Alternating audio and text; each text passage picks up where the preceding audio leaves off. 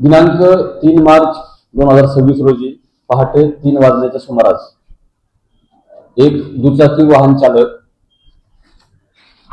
ज्यांचं नाव आहे प्रशांत जमदाडे व त्यांच्यासोबत वाहनावर मागे बसलेली मुलगी आहे प्रशांत कौर वय वर्ष 17. हे दोघे जण वाहनावर प्रवास करत असताना पांबीज रोडवर अपघात झाल्याची पोलिसांना खबर मिळाली. त्यानंतर जी मुलगी होती ती गंभीर जखमी असल्यामुळे तिला DY पाटील हॉस्पिटल येथे उपचाराकरता दाखल करण्यात आलं आणि जो मुलगा होता त्याच्या जागेवर मृत्यू झाल्यामुळे त्याला NMC हॉस्पिटलमध्ये रवाना करण्यात आलं.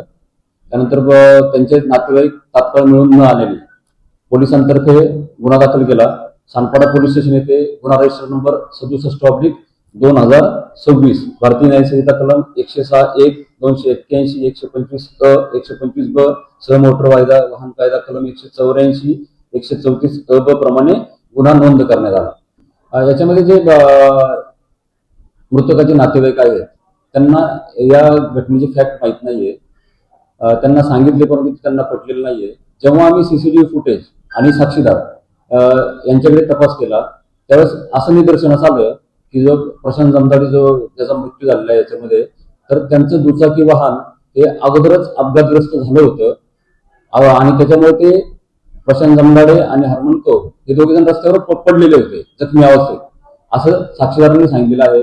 त्यानंतर ही जी 2 वाहनं आरोपींची आहेत ती 2 वाहनं आली आणि त्यांचा वेग जास्त असल्यामुळे ती त्यांच्या अंगावरून निघून गेली. त्या दोन्ही वाहन चालकांना पोलिसांनी आरोपी केलेला आहे आणि जो